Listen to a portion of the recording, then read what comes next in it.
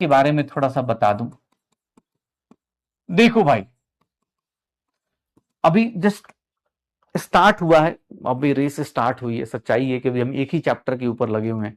अगला टेस्ट शायद rank booster test है, उसमें भी शायद मूल कॉन्सेप्ट ही है। मैं तुमसे बस मतलब जो भी एग्जाम में चलता है, कुछ लोग होते हैं जो अपनी बातों को नहीं जानते। देखो मेरे से कोई पूछेगा, मैं हर बार बोलता हूं कि बेटा तुम मेरे लिए मत पढ़, तू एग्जाम हॉल के लिए पढ़ कि एग्जाम में मेरे साथ क्या होगा। अगर तुम एग्जाम हॉल के लिए सोच रहे हो तो एग्जाम जब दे रहे हो तो उस टाइम पर भी उसी मोड में रहो। इवन घर पे भी जब प्रैक्टिस कर रहे हो तो टाइम लिमिट लगा के प्रैक्टिस करो, चाहे 5 ही क्वेश्चन हो चाहे 10 क्वेश्चन हो, बट घर पे वही काम करना है। टेस्ट एनालिसिस क्यों करना है? क्योंकि बेटा वही बताएगा कि आप उस टाइम पर क्या सोच रहे थे। इस लेक्चर के अंदर तो मैं तुम्हारे साथ चल रहा हूं ना। टीचर जब चिल्ला रहे हैं तब तो तुम क्वेश्चन सही कर ही लोगे क्योंकि टीचर साथ में खड़ा है। एग्जाम हॉल में तुम अकेले होते हो, तुम्हारा दिमाग होता है, तो वो कैसा सोच रहा है और उसके ऊपर वर्क करने के लिए बेटा साल मतलब जो भी 10 महीने बचे हैं उसके ऊपर वर्क करना होता है। तो इसलिए टेस्ट एनालिसिस बहुत ज्यादा जरूरी है। प्लीज ध्यान सुनना। तुम्हारे मार्क्स अभी 400 आ रहे हैं, 300 आ रहे हैं, पिछले नीट में कितने आए, रीनीट में कितने आए, इन सब चीजों से ज्यादा फर्क ये पड़ेगा कि आप अभी अपने अंदर कितने सारे चेंजेस लेके आ रहे हो। अगर आप किसी भी सब्जेक्ट का टेस्ट एनालिसिस कर रहे हो, चाहे बॉटनी हो, जूलॉजी हो, केमिस्ट्री हो, फिजिक्स हो, तो कोई भी सब्जेक्ट ले रहे हो तो आप ऐसे सब्जेक्ट लिख लिया करो कि यार ये सब्जेक्ट है। पहले सब्जेक्ट लिखा सर, उसके अपने मार्क्स लिख दिए कि हाँ भाई इतने मार्क्स आ रहे हैं। मान लो मैंने कोई भी सब्जेक्ट लिया, मैंने 140 नंबर ले लिया 180 में, भैया इसमें से राइट लिख दो, ठीक है, रॉन्ग लिख दो। अब राइट में भी भैया राइट का भी अलग, मान लो राइट में मान लो मेरे 20 क्वेश्चन 30 क्वेश्चन थे, चाहे कितना लिख दूं सर, मान लो 38 क्वेश्चन साइड थे, तो 38 क्वेश्चन में भी 100% जब मैं एग्जाम दे रहा था 100% कॉन्फिडेंस कितने राइट में था मेरा। सर आप जब एग्जाम देते टाइम, एक होता है तुक्के में लग गया, 50% कॉन्फिडेंस किस में था, और एक होता है कि तुक्के में लग गया। राइट की भी एनालिसिस करो कि भाई मुझे पता तो चले, पता चला तुक्का मार रहा हूं और वही सब सही चल रहा है। अभी कुछ लोग के साथ हो रहा होगा, हो सकता है क्वेश्चन रिपीट टाइप लग रहा होगा, तुक्का मार दिया निकल गए। भाई राइट का भी एनालिसिस करो, क्यों? क्योंकि वो तुमको बताएगा कि भैया ये ओरिजिनल है। कॉन्फिडेंस 100% कि भैया 38 में से मान लो मेरे पास 25 क्वेश्चन थे, 50% 10 क्वेश्चन थे, तुक्के में 3 क्वेश्चन आए, तो ये तुमको एनालाइज करना है, ये तुमको काम करना है। जब फिजिक्स का करो, केमिस्ट्री किसी का भी कर भाई, अगर तुम खुद से ऑनेस्टली अपना एनालिसिस करते हो तो उसमें राइट में कितना था जब तुम बटन क्लिक कर रहे थे। अब बाद में बोले सर मैं तो 38 का 38 राइट में था, बहुत बढ़िया, अगर आप सही में 38 पर तो बहुत अच्छी बात है, फिर इसका मतलब आपका अच्छी तैयारी है, अगले टेस्ट में देख लेंगे। लेकिन ये एनालिसिस तुम खुद के लिए करो, किसी को बताने के लिए नहीं, मेरे को बताने के लिए, घर वालों को बताने के लिए नहीं। एक सिंपल सा एक डायरी रखो जिसका नाम रख दो, ठीक है, मतलब जो तुम्हें रखना है, जैसे मिस्टेक बुक रखना है, मैं तो कहता हूं भाई जेनजी हो तुम, हाँ ठीक है, तो कुछ भी नाम रख दो, ठीक है, कि भैया क्या है तुम्हारा मिरर इमेज है और क्या है, और कुछ नहीं। भाई तुमको ये सोचना है कि भाई तुम्हारा मिरर इमेज कैसे तुमको दिख रहा है। जब तुम एग्जाम में जाते हो तुम रहते हो या नहीं रहते हो, तुम्हें तुम्हारे ऊपर कंट्रोल रहता है कि नहीं रहता है। गलत कर रहे हैं तो गलत में भी क्यों गलत कर रहे हैं, रॉन्ग किसके कारण हुआ सर, रॉन्ग किसके कारण हुआ। अब रॉन्ग में मान लो प्रैक्टिस की कमी है सर, प्रैक्टिस नहीं है सर, उसके कारण कैलकुलेशन टाइम लग गया, कैलकुलेशन में मिस्टेक हो गई, उसका क्या करूं। अब भैया क्या हो रहा है, तुक्का गलत कर दिया है वो भाई साहब। एक होता है कि भाई मतलब होता है ना कि क्या बोलते हैं, कॉन्सेप्ट ही या चैप्टर ही नहीं पढ़ा है सर, रिवीजन मतलब सिलेबस ही नहीं हुआ है, तो भाई वो तुमको पता होना चाहिए कि हाँ चल सिलेबस में नहीं हुआ, चल ठीक है 4 क्वेश्चन, इसको लोड ले नहीं लेना है।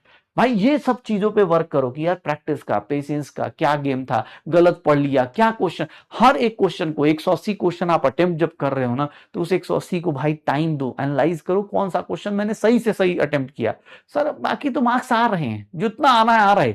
हाँ मैं ऐसे लोग को जानता शुरुआत में भी 680 आ रहे, 2 महीने बाद वही बच्चा मैसेज करेगा सर मार्क्स डाउन हो गए, क्योंकि बेटा अभी शुरुआत में जब ज्यादा मार्क्स आ रहे तब आपने एक एरर बुक नहीं बनाई, अपनी मिस्टेक बुक नहीं बनाई। अभी तो आपको अच्छा लग रहा है, 2 चैप्टर पढ़े हो, मोल कॉन्सेप्ट पढ़ा है, बेसिक मैथ पढ़ा है, बेसिक मैथ में भाई नंबर आ जा रहे, फिजिक्स में वेक्टर आ रहा होगा, यूनिट डायमेंशन आ रहा होगा, बेटा चैप्टर तो अब चालू हो रहा होगा शायद, अब तो स्ट्रेट लाइन, हाँ स्ट्रेट लाइन, प्रोजेक्टाइल प्रोजेक्टाइल अब चालू होगा, बॉटनी जूलॉजी में भी अभी चैप्टर चालू होगा। तो भैया अब ये चीज अगर अभी से आदत नहीं डालोगे कि मेरी गलती कहां पर है, सर आपने क्या पढ़ लिया, सर रॉन्ग आपने क्या कर लिया, रॉन्ग ड्यू टू आपने क्या करा, सर रीडिंग के कारण गलती करी।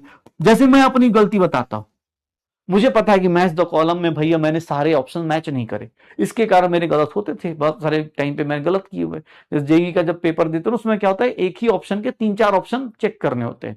तो भाई आदत नहीं थी, मैं जल्दी जल्दी कर लेता था। तो वो चीज मैंने खुद को एक्सेप्ट करी कि यार मेरे रॉन्ग इसलिए हो रहे। आप अगर कोई भी क्वेश्चन, कोई भी सब्जेक्ट है, मार्क्स ज्यादा इंपॉर्टेंट नहीं है बेटा अभी के टाइम पे, क्योंकि अभी चैप्टर एक ही है। मजा तो तब 3 महीने बाद आने वाला है। आदत सही रहेगी तभी। रॉन्ग हुआ तो उसका क्या रीजन है, उसके बाद सर अनअटेम्प्टेड है अगर कोई, तो अनअटेम्प्टेड का रीजन क्या है सर, ऑनेस्टली कि अनअटेम्प्टेड का क्या रीजन था। तुम भाई साहब नहीं पढ़े, तुम भैया सिलेबस फिनिश नहीं था, या क्या रीजन था, उसके ऊपर अपने आप को कॉन्फिडेंस।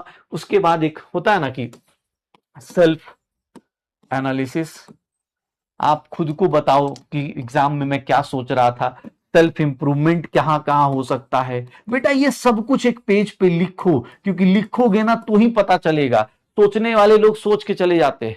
मैं सच बता रहा हूं, अगर आप अभी आप किसी बोले सर इसमें तो 2-3 पेज भर जाएंगे मेरा, शुरुआत में ज्यादा टाइम लगेगा, और यस टाइम लगेगा। अभी तुम्हारे पास टाइम है इसलिए बोल रहा हूं। 2 महीने बाद ना अगर हैबिट हो गई तो आपको ज्यादा टाइम नहीं लगेगा। आपको पता होगा कि हाँ यार ये ऐसे ऐसे मुझे देखना है, ठीक है।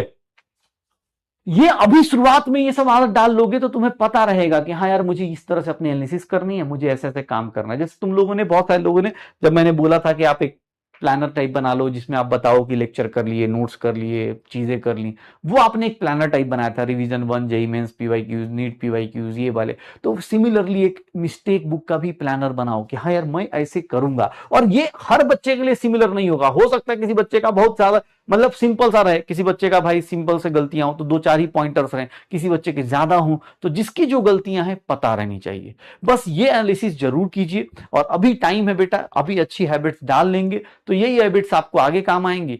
बाकी कोई दिक्कत नहीं बेटा, अभी ज्यादा मार्क्स आ जाए या कम मार्क्स आ जाए, सच बताऊं तो ये तुम्हारा सिर्फ ये बता रहा है कि तुम पढ़ रहे हो, ठीक है। अब अभी 720 में 700 लेके आ जाओ, 720 लेके आ जाओ, भाई फाइनल में क्या लेके आओगे वो सारी चीजें ये सब डिसाइड करती हैं।